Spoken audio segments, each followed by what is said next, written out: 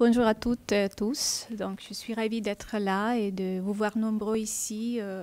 Donc, comme beaucoup d'entre vous le savent, je suis responsable d'une petite équipe qui travaille ici au département d'études cognitives, qui est coordinateur de cette journée et qui s'intéresse donc aux troubles de la cognition sociale. On s'intéresse en général à la cognition sociale, mais dans le cas de l'autisme, on essaie de comprendre quelles sont les difficultés dans ces domaines de la cognition.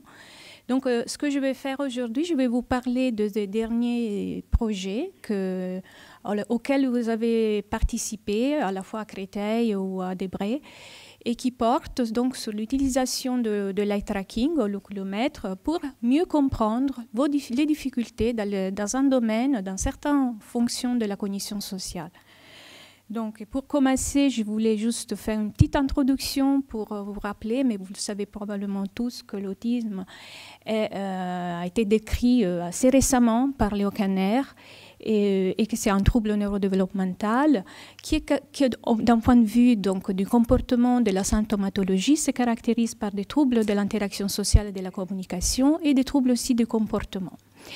Il y a aussi des formes moins sévères, comme le syndrome d'Asperger, on en a parlé tout à l'heure, qui ont été découvertes, identifiées plus ou moins au même moment, et qui en fait se diffèrent par les formes plus sévères, par l'absence d'un retard du langage ou en absence aussi d'une déficience intellectuelle. Donc, on parle plutôt d'un continuum autistique, donc de troubles du spectre autistique, mais il faut bien garder donc à l'esprit qu'il y a vraiment une grande hétérogénéité.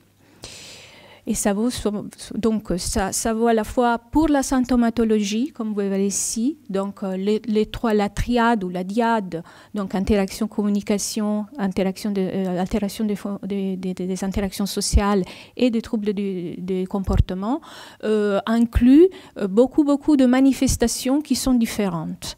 Donc on peut avoir des troubles de l'interaction sociale qui peuvent se caractériser par un retrait social, mais aussi par des comportements qui sont inadaptés ou maladifs. Donc, dans cette étude, aujourd'hui, je vais me concentrer sur deux études que j'ai menées, donc que mon équipe a menées avec vous, et qui portent plus précisément sur la reconnaissance des émotions. Qu'est-ce que c'est l'état des lieux dans la littérature, la recherche internationale? Qu'est-ce qu'on sait? En fait, il n'y a pas de consensus. Il y a des études qui témoignent d'un déficit général de la reconnaissance des émotions. Il y a des études qui parlent plutôt de difficultés en termes de ralentissement des temps de reconnaissance. D'autres qui soulignent en fait que les difficultés portent plutôt sur des émotions comme la peur ou des émotions négatives, donc pas toutes les émotions. Il y en a enfin d'autres qui ne retrouvent pas de différence entre la population d'autistes et la population contrôle. Donc des témoins à développement typique.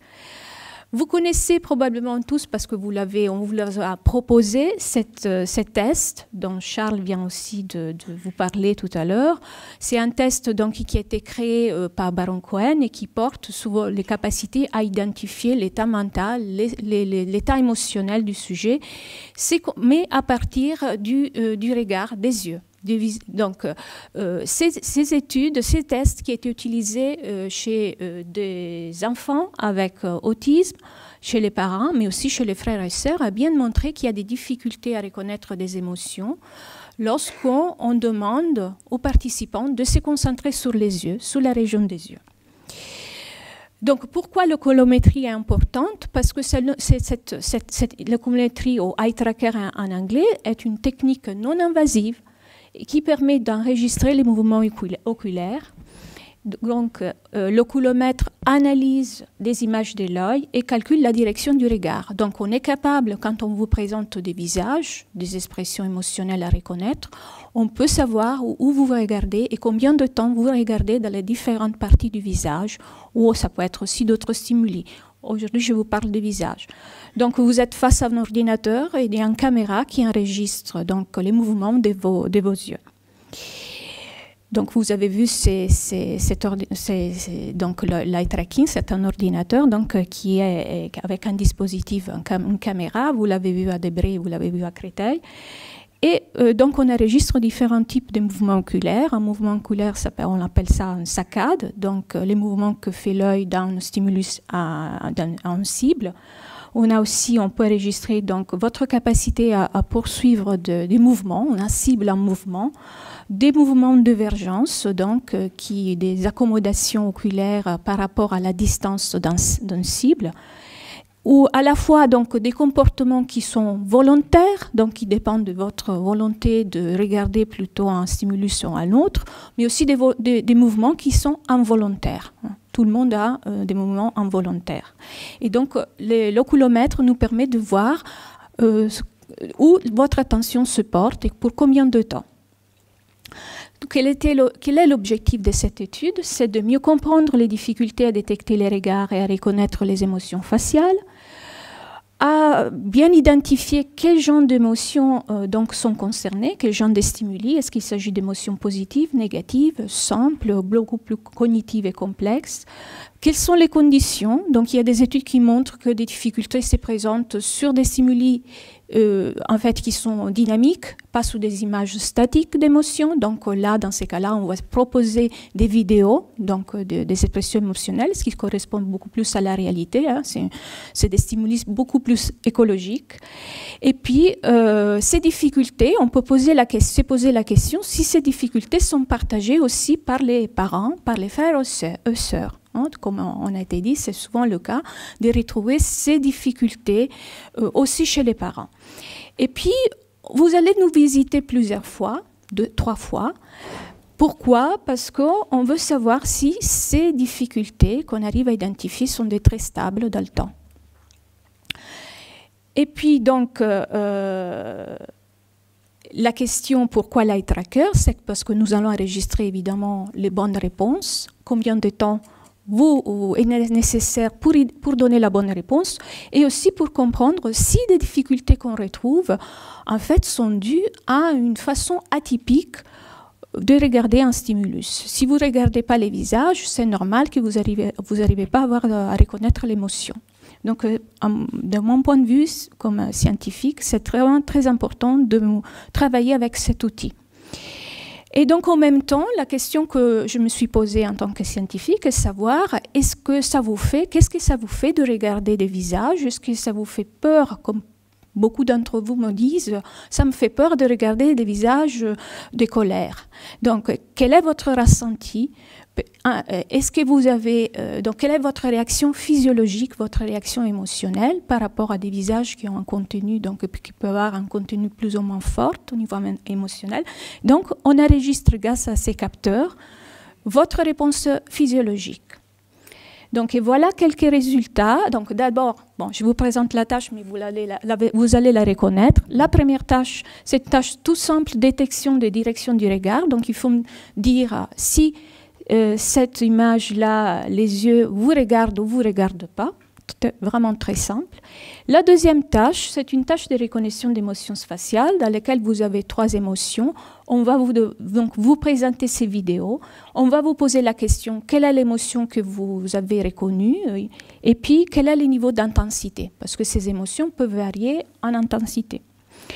Voilà les premiers résultats. Donc, c'est fait sur à peu près, là, c'est les résultats enfants. Quand je mets enfant et adolescent.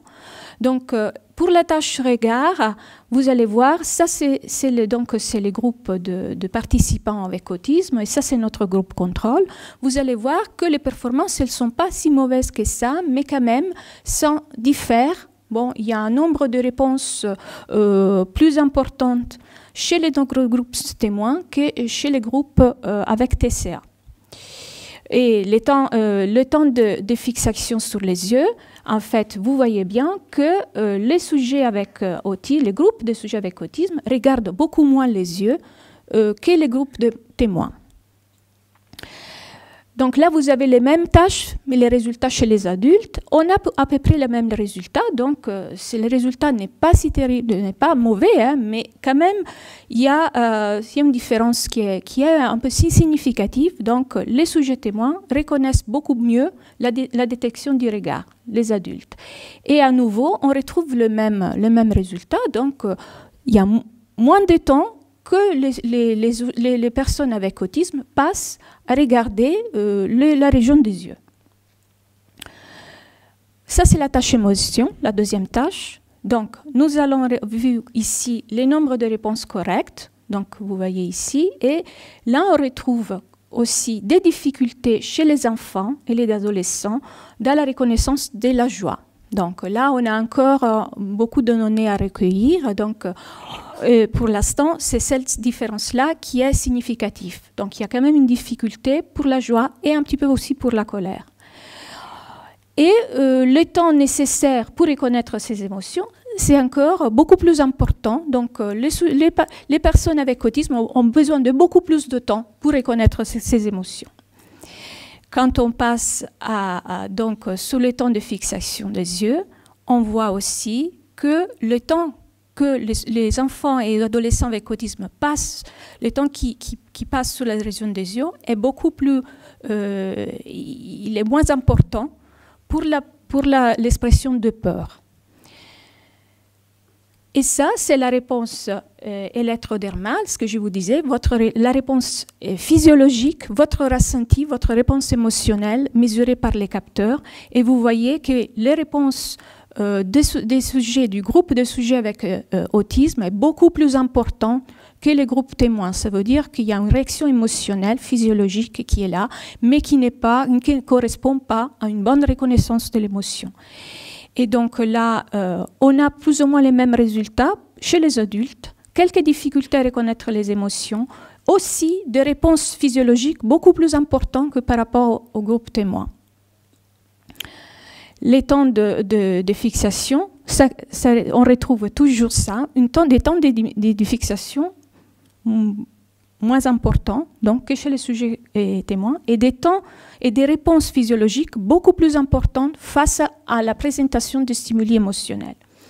Ce qui est quand même quelque chose qui est très débattu dans la littérature, parce qu'on dit souvent que les sujets autistes ne réprouvent pas des émotions, ne ressentent pas des émotions, ne sont pas empathiques. Ça montre exactement le contraire. Donc, quelques conclusions donc, sur lesquelles après on peut discuter quand il y aura des questions. Ces données, donc à la fois chez les enfants et les adultes, suggèrent que les participants avec TCA ont des difficultés, même s'ils ne sont pas des difficultés très importantes, à détecter la direction du regard et à reconnaître les émotions négatives. Ces difficultés se confirment à l'âge adulte et sont associées à des temps réduits de fixation dans la région des yeux et à des réponses physiologiques plus importantes. Et finalement, il faut considérer aussi des différences individuelles qui sont très importantes. Donc, l'idée que peut-être il y a des profils différents et l'idée de créer des sous-groupes pour mieux décrire et identifier des difficultés qui sont spécifiques à chaque type d'autisme. Donc, donc c'est fini pour moi et je vous remercie.